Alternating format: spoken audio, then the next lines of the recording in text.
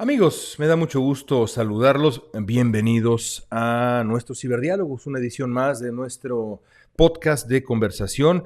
Gracias por escucharnos. Si están escuchándonos en este momento en alguna de las plataformas de podcast, gracias también si están siguiéndonos más bien en nuestro canal de YouTube, que ha crecido mucho y eso de verdad me emociona mucho porque mientras más crezca nuestro canal de YouTube, mientras más suscriptores haya aquí en el canal de YouTube, mientras más suscriptores y seguidores haya en nuestras redes sociales y en las plataformas de podcast, evidentemente vamos a poder hacer más esfuerzos como este Ciberdiálogos, que de verdad para mí ha sido desde el principio, hace ya tiempo cuando lo comenzamos y más en este relanzamiento, de verdad un motivo de regocijo.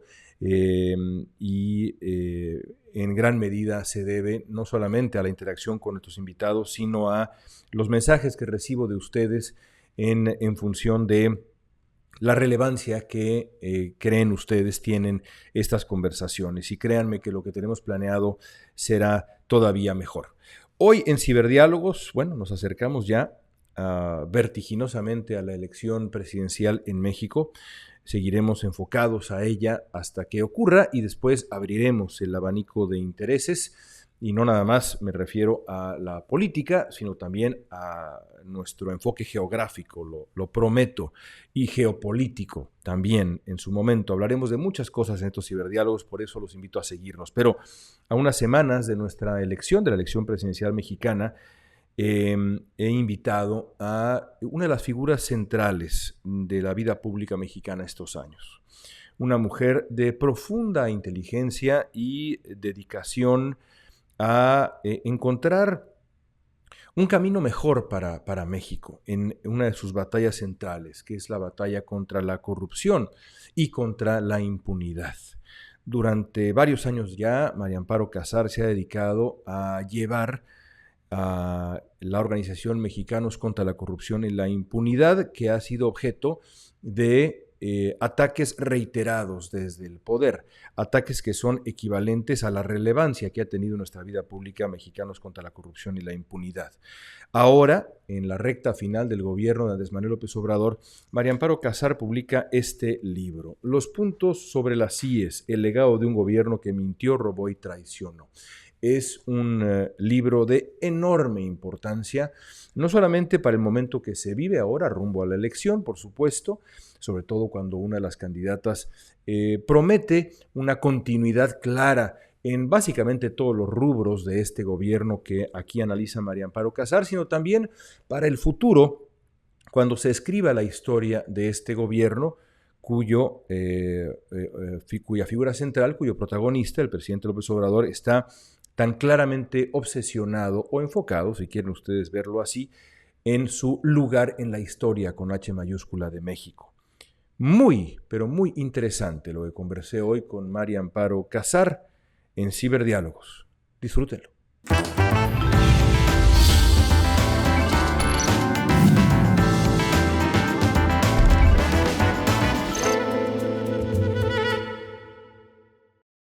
María Amparo, gracias por tu tiempo, gracias por estar con nosotros en Ciberdiálogos, es un gusto. Déjame entrar en materia. El presidente de México ha puesto en duda repetidamente a lo largo del sexenio la independencia de Mexicanos contra la Corrupción y la Impunidad, la organización que tú diriges. Creo que vale la pena empezar ahí. ¿A qué se dedica Mexicanos contra la Corrupción?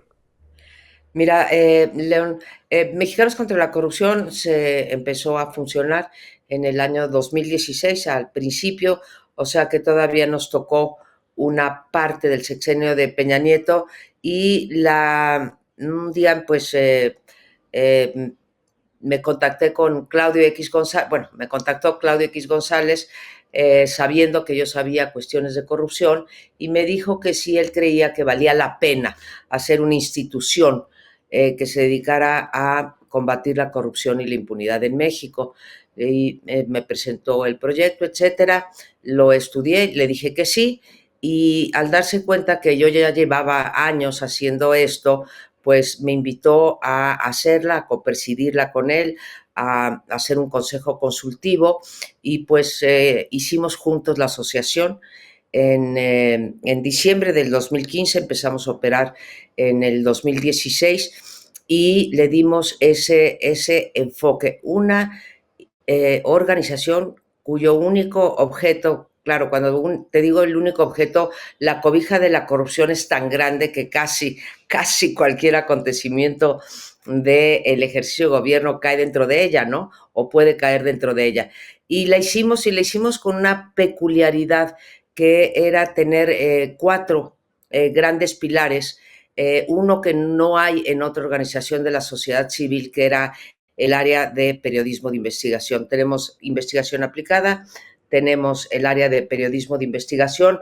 Ahí he de confesarte que yo tomé el modelo de ProPublica para montar esta área de periodismo de investigación, y después una de comunicación y una de litigio estratégico. La idea era que podíamos comenzar por cualquiera de las áreas. Por ejemplo, descubríamos que el presupuesto del año anterior se había ejercido de manera muy distinta a como la habían aprobado los diputados. Entonces hacíamos la investigación propia de un think tank policy oriented para ver por qué podía pasar esto, y entonces periodismo agarraba un ejemplo de cómo se habían desviado recursos de los propósitos originalmente asignados por el Congreso, y después comunicación, eh, bueno, pues lo ponía de una forma que pudiera ser de divulgación y de interés para los ciudadanos, y finalmente, si fuera el caso, pues llevábamos al litigio a una instancia administrativa o incluso a una instancia judicial que se estaba haciendo mal uso de los recursos públicos. Y así se entremezclaban las cuatro. No siempre lo lográbamos, León, son muchas cosas y es complicado unir las cuatro áreas, pero en muchas tuvimos éxito, León, y además, desgraciadamente, a los 3 años tuve que desaparecer la unidad de litigio estratégico porque pues me amenazaban con poderme quitar la donataria porque no estaba explícito en mi acta constitutiva que también íbamos a hacer litigio estratégico. Nos describes cómo fue fundada la organización, cuáles eran sus objetivos. Eh, Quiero preguntarte, para tenerte on the record, ¿tienen intereses políticos? ¿Su intención es atacar? Y uso ese verbo porque ese es el verbo que se usa comúnmente cuando se trata de descalificar la organización. ¿Su intención es atacar al gobierno en turno? Mira, nosotros partimos de una premisa de que México no está condenado a ser un país corrupto, que se puede ir poco a poco disminuyendo la corrupción, y no te voy a citar el caso de los países asiáticos, que es el que usa todo el mundo. Te voy a usar uno más cerca de la realidad mexicana, que son Chile y Uruguay. Chile y Uruguay se sitúan en los primeros 30 lugares de no corrupción en el índice de percepción de la corrupción a nivel mundial. ¿Sí? El que hace Transparencia Mexicana, bueno, y otros organismos internacionales. México, en cambio, ocupa el 123, a lo mejor me equivoco, 122, no sé, por ahí. Entonces, siendo pues, la economía que somos, el país que somos, el potencial que tenemos, deberíamos de estar cuando menos en los 30 países menos corruptos. Chile y Uruguay lo lograron con políticas públicas muy claras, y de ahí la idea de decir no estamos condenados a ser corruptos. La segunda premisa de la que yo partí cuando menos, cuando acepté entrar o formar la organización, era que no se puede componer esto sin la colaboración entre sector privado, sector público y sector social. Eso lo aprendí de las experiencias internacionales. Y el tercero, que quizá que es el que más me importa, es que no hay que combatir la corrupción por una cuestión ética o de valores, independientemente de que, bueno, uno puede tener el valor de la honestidad. Hay que combatir la corrupción porque nos conviene, León, porque todos estaríamos mejor sin corrupción. estarían mejor las empresas, estaríamos mejor los ciudadanos y habría un mayor aprecio por la democracia. O sea, esta idea de que la corrupción lo toca todo, sí, tiene sus aspectos sociales, políticos y económicos en todos casos, todos los casos perniciosos, pero lo toca todo y nos convendría más a todos rebajar la corrupción, viviríamos mejor, tendríamos mejor dinero, más dinero, tendríamos mayor facilidad para hacer un negocio, tendríamos las calles más limpias, nos costaría más barato comprar un departamento, en fin, por donde la veas, la corrupción nos va tocando a los ciudadanos, al gobierno y al sector privado. Creo que está claramente acreditado que Mexicanos contra la corrupción hizo pues el mayor número y las mejores investigaciones sobre corrupción En el en gobierno de Peña Nieto, Peña Nieto, ¿sí? por supuesto. Tanto que el presidente las utiliza pues todas las semanas en la mañanera, desde luego sin dar crédito, era nada más para decir que, porque hay gente que piensa que nacimos para, bueno, el mismo presidente dice que nacimos para descarrilar su gobierno. Pues no, tuvimos 2 años y casi 3 años poniendo bajo la lupa cómo ejercía los recursos Peña Nieto. Así que no, no es partidista y no tiene, bueno, política sí es, porque yo quiero cambiar una política pública que lleve a el fin de la corrupción, pero no es partidaria de ninguna manera y creo que no voy a gastar más minutos diciendo lo que hice o lo que hizo el equipo durante el gobierno de Peña Nieto. Decía Enrique Peña Nieto, de hecho me lo dijo a mí en un intercambio hace ya años, en Palacio Nacional, donde ocurrió esa entrevista, y donde ahora vive el presidente de México, López Obrador, que la corrupción en México era un asunto cultural, es decir, parte de lo que somos como mexicanos, casi inevitable. ¿Qué opinas? Yo creo que el presidente, y te voy a decir porque me han abucheado por decir lo que voy a decir, pero lo voy a decir. Yo creo que el presidente el expresidente Peña Nieto tenía razón, simplemente no lo supo explicar. Si yo te digo a ti, León, y a quien nos escucha, que la cultura política se combina de valores, actitudes y comportamientos. Eso es lo que es la cultura. Cuando uno dice la cultura política, pues es el conjunto de valores, actitudes y comportamientos. Los valores. Los valores te lo dice la Encívica, te lo dice muy buenas encuestas del Instituto de Investigaciones Jurídicas. El mexicano no tiene la cultura de la legalidad. El mexicano te contesta claramente que si una ley le parece injusta, tiene derecho a desobedecerla.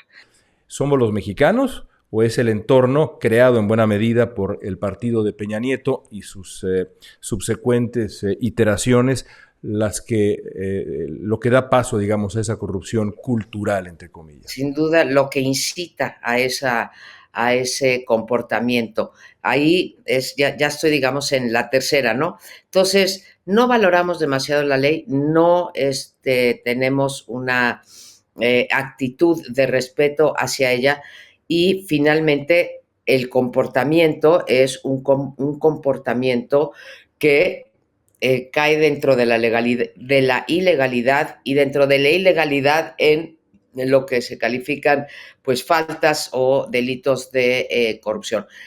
En ese sentido, podemos describir que la cultura política del mexicano es de no reprobación, cuando menos, a la corrupción. Esto no quiere decir la verdad de Aquilo que tú acabas de decir.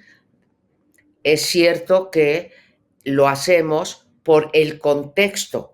Es tan sistemática la corrupción, ¿sí?, que muchas veces estás obligado a corromperte, obligado si quieres, entre comillas, pero yo me imagino llegar al Seguro Social y que me den una cita para mi hijo que está enfermo, que le dio apendicitis, y me la dan para dentro de 3 semanas, pero me dice el señor de la ventanilla, señorita, si me da una lana, se la adelanto para mañana, pues yo la verdad, León, la daría. Mm, Entonces, tienes toda la razón. Es una cosa, es el contexto en el que vivimos, la tolerancia en primer lugar por parte del gobierno, o del Estado, si quieres, porque son todos los poderes, lo que nos sitúa en un contexto de ponernos en la tesitura de escoger entre esperarme 3 meses para una cita médica que me urge y pagar un moche o pagar una mordida para que me la adelante. Y esto se repite todos los días, León. Entonces, tienes razón tú, es el contexto. Si si las coladeras de mi colonia están todas tapadas y el señor de la limpia de aguas no las quiere destapar, salvo que le pague con ello, que le pague dinero, a pesar de que tengo derecho como ciudadano, ¿sí?, a que se limpien las coladeras en mi colonia, pues lo pago, porque si no voy a estar viviendo entre malos olores. Y desde una cosa sí que es lo que hemos tratado de hacer, decirle al ciudadano, a ti te pega corromperte o tenerte que corromper. sí. ¿Sí?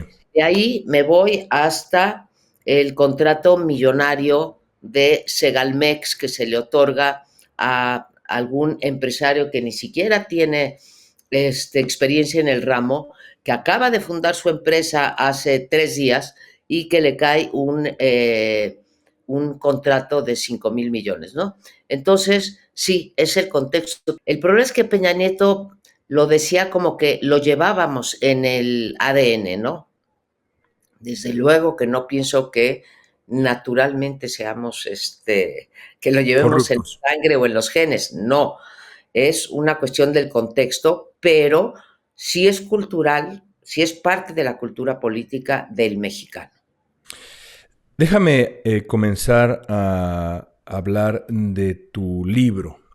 Sí. Has publicado un libro recientemente como cabeza de Mexicanos contra la Corrupción. Tu misión ha sido, como nos decías, investigar y denunciar la corrupción sin importar su origen. Ahora has publicado un libro que tiene puesta la mira específicamente en el gobierno de Andrés Manuel López Obrador. Haces un diagnóstico muy profundo del gobierno de López Obrador. Dices en resumen, hablaremos de cada una de las secciones, pero dices en resumen que este gobierno mintió, robó y traicionó. ¿Por qué escoges esos tres verbos para definir lo que ha hecho el gobierno? Mintió, robó y traicionó, pues evidentemente tomo estos tres verbos, mentir, traicionar y robar, porque los ha usado una y otra vez desde que fue presidente electo. Dijo que eran sus tres guías de acción: no mentir, no robar y no traicionar. Esta frase la ha mencionado no menos de una centena de veces en las mañaneras o en diferentes foros en donde habla. Dice: no mentir, no robar, no traicionar.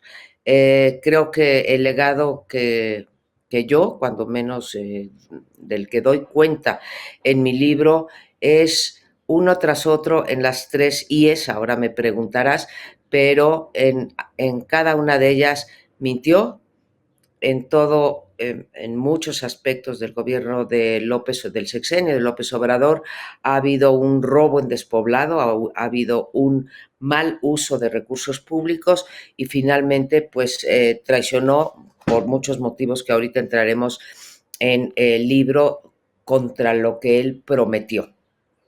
En efecto, en el libro sugieres que hay 6 características, básicamente, que definen al gobierno de Andrés Manuel López Obrador: incompetencia, impunidad, ilegalidad, incongruencia, desinstitucionalización y desinformación. Vamos a recorrerlas Uh-huh. para entender tu hipótesis.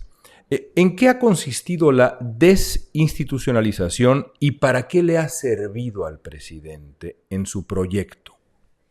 ¿En qué ha consistido, León? Y sigue consistiendo, porque estamos viendo, yo cerré el libro el 31 de diciembre y estos 3, 4 meses pues ha sido el mismo patrón. Creo que podría escribir con lo que ha ocurrido estos 4 meses otro libro igual y llenarlo de ejemplos. La desinstitucionalización, que es a mí quizá como politóloga o como una persona que sí encuentra que la democracia es la base de todo, es el capítulo que con más entusiasmo escribí. El presidente nos prometió en la primera, cuando recibe su constancia de mayoría, su constancia de validez de las elecciones, como cuando lo vuelven presidente electo, que nunca más el presidente o el ejecutivo sería el poder de los poderes.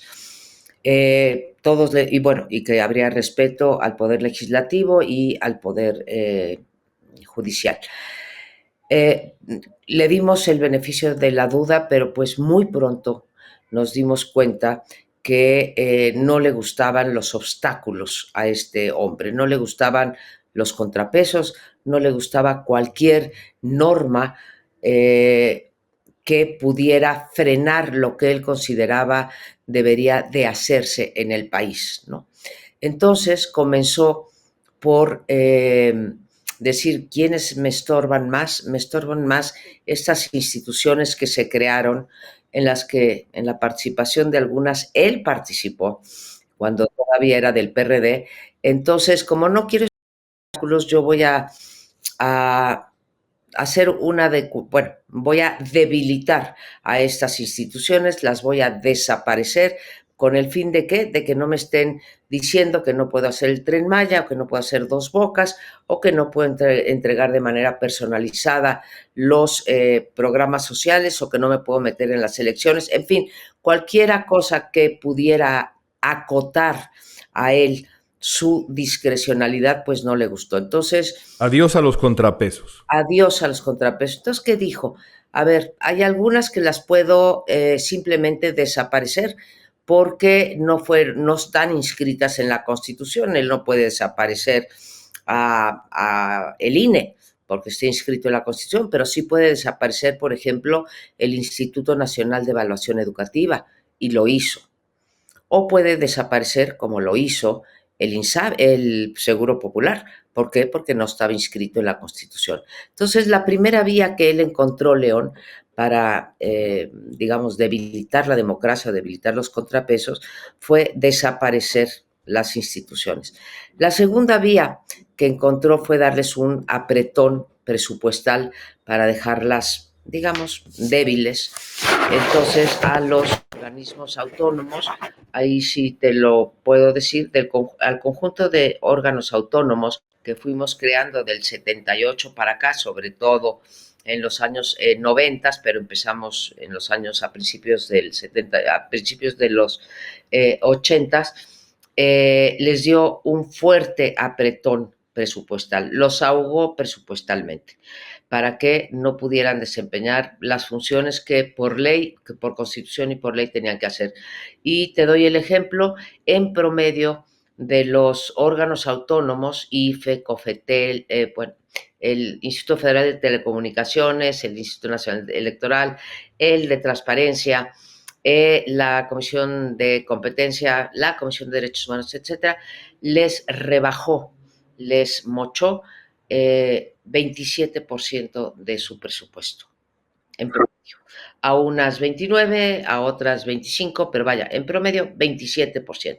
Entonces, el apretón presupuestal que siempre duele y siempre pega. Con eso no te quiero decir que no se podrían ahorrar en estos órganos autónomos. Desde luego que merecen una reforma y revisarlos para que hagan más con menos, pero bueno, ese uso. El tercero fue el de la captura. El caso pues más evidente por grotesco, por burdo, fue el nombramiento de Rosario Piedra. Y te digo que fue en la Comisión Nacional de Derechos Humanos. Te digo que fue el más burdo porque ni siquiera cumplía con los requisitos constitucionales. O sea, ahí hubo una ilegalidad por partida doble, ¿sí? Se coloniza un órgano autónomo y aparte se nombra al frente una persona, ya no digas que no tenía la competencia, ni siquiera cumplía el compromiso de haber dejado de militar en un partido político 2 años antes, Sí. ¿no? Esa es otra. La cuarta fue la inoperancia. Y ahí ejemplifico con el Instituto Nacional de Transparencia. León, ¿me podrías decir que fue el Senado porque no le corresponde al presidente nombrarlo? Sí, pero el presidente controla claramente, como lo hemos visto durante 5 años, a su bancada y se ha negado a nombrar a los comisionados, a tal grado que pues nos pasamos 2 años y medio sin 2 comisionados de 7, pero ya llegó un punto en que el tercer comisionado tenía que salir porque concluía su periodo y no se quiso nombrar.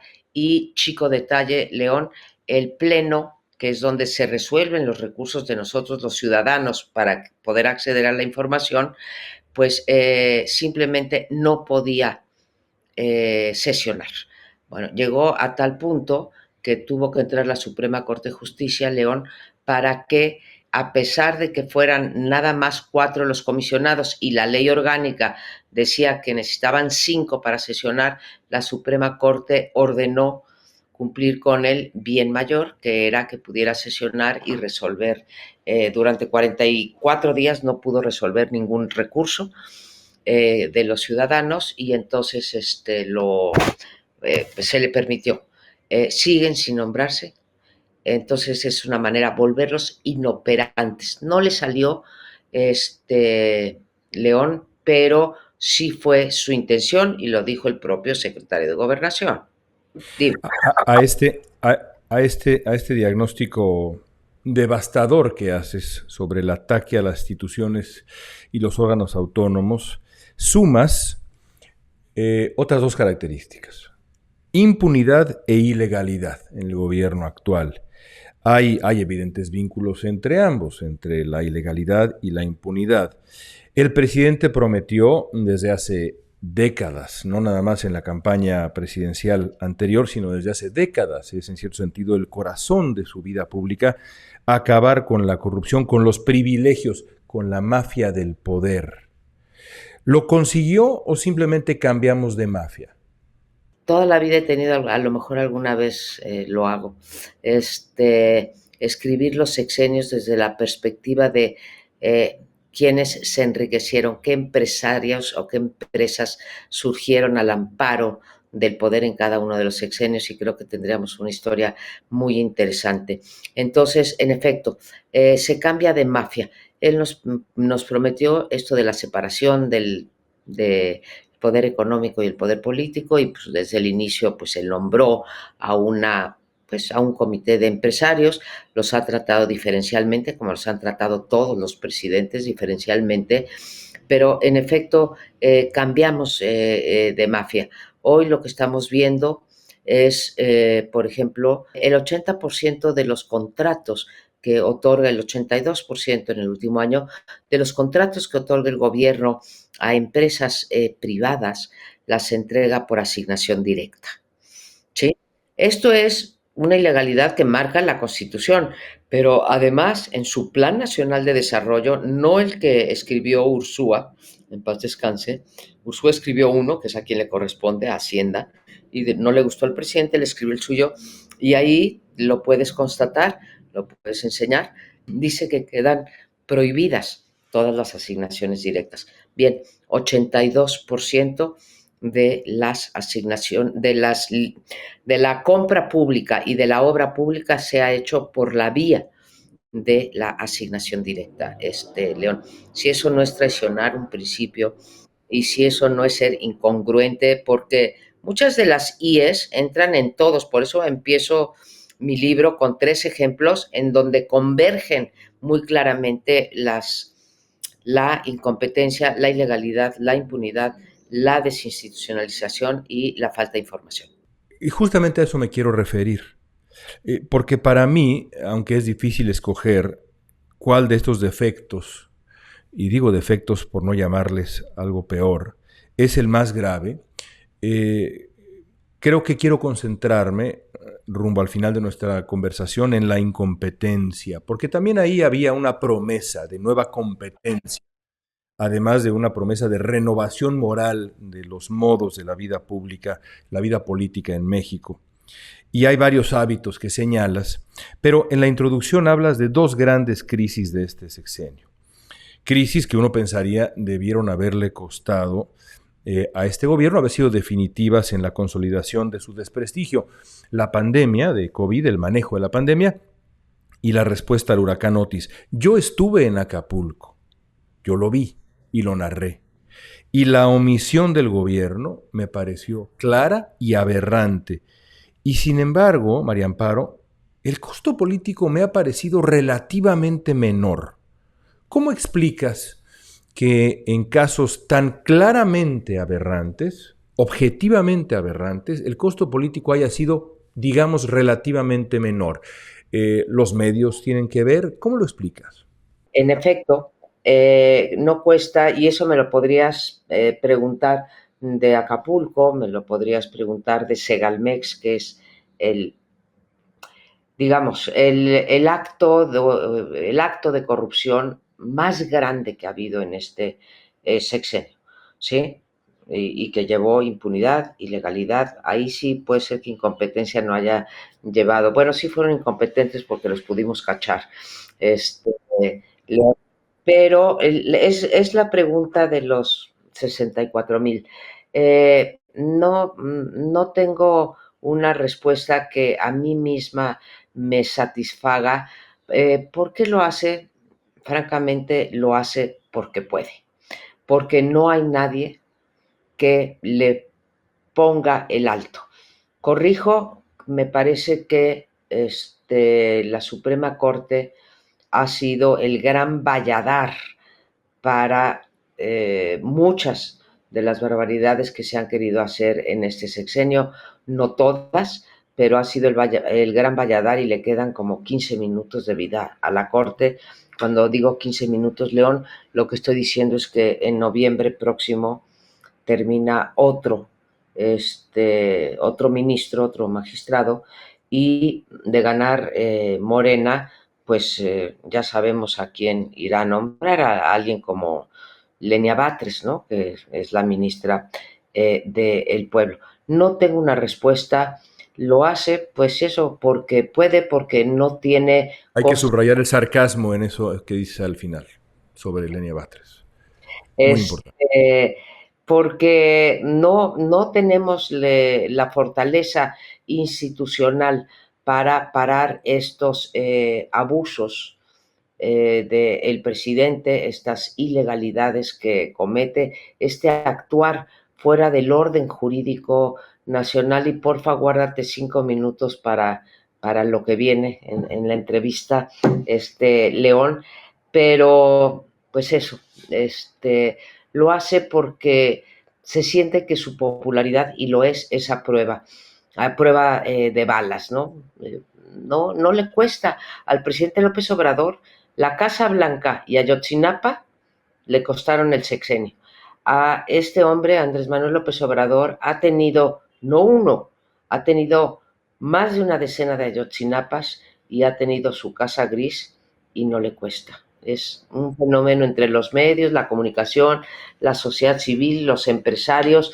Sí somos corresponsables, aunque tú hayas hecho tu trabajo, León, y yo haya hecho el mío, pero sí hay una corresponsabilidad en haberlo dejado ir tan lejos. Sí, yo insisto en que el establecimiento de la narrativa diaria, de la agenda diaria a través de la conferencia de prensa matutina, la adopción de los medios de comunicación de ese término que yo nunca he usado ni del minuto uno de este gobierno hasta el minuto que vayamos ahora, que tiene que ver con su proyecto que termina con Sion y con una referente a un número. No lo uso nunca porque me parece que evidentemente eso es ceder al establecimiento de una narrativa, cosa que un periodista no puede hacer nunca con este gobierno o con el gobierno que sea, y creo que se lo regalamos, le permitimos los periodistas, los medios, ser el narrador en jefe de la vida de este país, y eso creo que ha tenido que ver. Pero déjame hablar de lo que señalas, porque es muy importante y no podemos dejarlo de lado, porque al final de cuentas ya se va. Andrés Manuel López Obrador. No sabemos bien a dónde o a qué grado se va, pero se va. Déjame terminar así. Gane quien gane en la elección presidencial, tendrá que gobernar esa mujer un país muy frágil. Los números no mienten, no hay otros datos. De esa larga lista de preocupaciones en la agenda, seguridad, salud, educación, finanzas públicas, el inmenso poder e inmensos recursos que tienen ahora las Fuerzas Armadas mexicanas, ¿qué es lo que más te preocupa? Ya hizo mucho daño, ¿eh? O sea, no te voy a decir que cosas irreparables, pero cosas que quizá nos vayan a llevar muchísimo tiempo. No solo se perdieron estos 6 años, se retrocedieron varios años más. Es mucho más fácil destruir que construir. Entonces, ya se va y nos deja a un ejecutivo muy fuerte, quizá todavía lo pueda fortalecer más, deja daños por doquier. La presidenta que reciba la presidencia va a recibir un cartucho de dinamita prendido, ¿sí? No que se lo van a venir a prender, prendido. Le va a estallar el primer día de gobierno.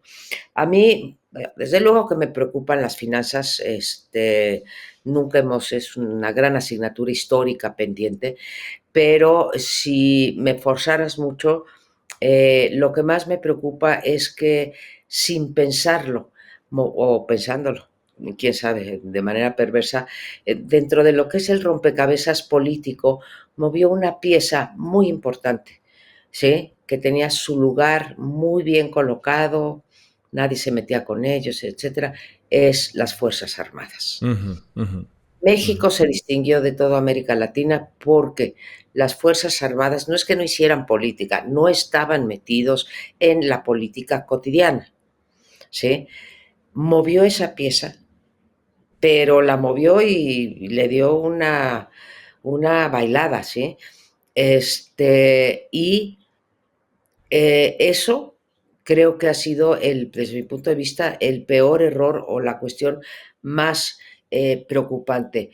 Yo me equivoqué en el libro porque dije, en el de instituciones, dije, siempre hay una excepción a la regla, la única institución que fortaleció fue a las Fuerzas Armadas. Creo que me equivoqué, grueso, porque no las va a haber fortalecido. Sí en un sentido de que tienen más poder y más dinero, pero no en el sentido de una institución que tenía su prestigio, que funcionaba bien y que jugaba un papel central en el sistema político mexicano desde atrás. Y su papel era precisamente no estar presente en la política cotidiana. ¿Qué va a ser la presidenta que llegue? Bueno, aquí sí te tengo que decir si llega Xochitl, porque Claudia ya dijo que ella va a mantener esto, ¿no? ¿Qué va a hacer Xochitl para poder regresar al ejército a sus funciones tradicionales? Mm. No va a ser fácil. No va a ser fácil, se han movido muchos intereses, se sabe que hay mucho descontento al interior y por eso me equivoqué, no fortaleció a la institución. Hay muchos intereses encontrados, mucho descontento, se hizo mucho más desigual el ejército, no les gusta seguir órdenes para las que no están hechos. Hay mandos retirados muy inconformes y hay mandos medios y superiores que tampoco les gusta estas nuevas tareas que les están encargando desde una línea de aviación hasta pues andar construyendo el Tren Maya y etcétera. Ujú. Entonces, a mí me preocupa lo del ejército, aunque ahora mismo estoy más preocupada porque si las 20 reformas que planteó el presidente el 5 de febrero, 18 constitucionales, León, y 2 legales, si llegaran a pasar, creo que es muy baja la probabilidad, pero si llegaran a pasar, estaríamos, sé que no lo vas a usar tú, pero ahí sí estaríamos en presencia de Mm. una transformación autoritaria que ya ha ocurrido, pero sería la constitucionalización de la autocracia o del Sí. autoritarismo.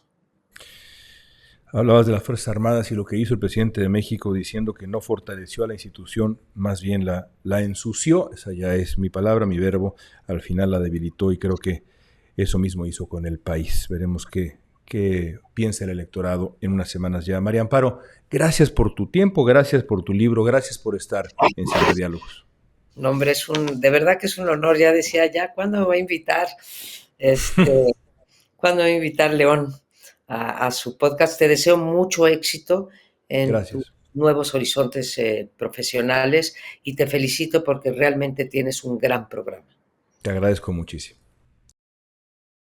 Hasta ahí mi conversación de hoy con María Amparo Casar en nuestros ciberdiálogos. Amigos, gracias por apoyarnos, gracias por seguirnos. Por favor, háganlo en redes sociales, @LeonKrause, a Letras Libres. Por favor, también sigan a Letras Libres, apoyen a Letras Libres, @Letras Libres. Estamos en todas las redes sociales. Suscríbanse a este podcast en las plataformas de podcast. Suscríbanse a este podcast en nuestro canal de YouTube. Que siga creciendo esa comunidad porque de eso se trata. Envíenos sugerencias, envíenos quejas, envíenos ideas sobre qué podemos hacer con estos ciberdiálogos ahora y qué podemos hacer con estos ciberdiálogos y más allá en Letras Libres, que para eso estamos aquí, para crear un periodismo independiente, un periodismo de sustancia para ustedes semana a semana y día con día. Gracias por acompañarnos en Ciberdiálogos.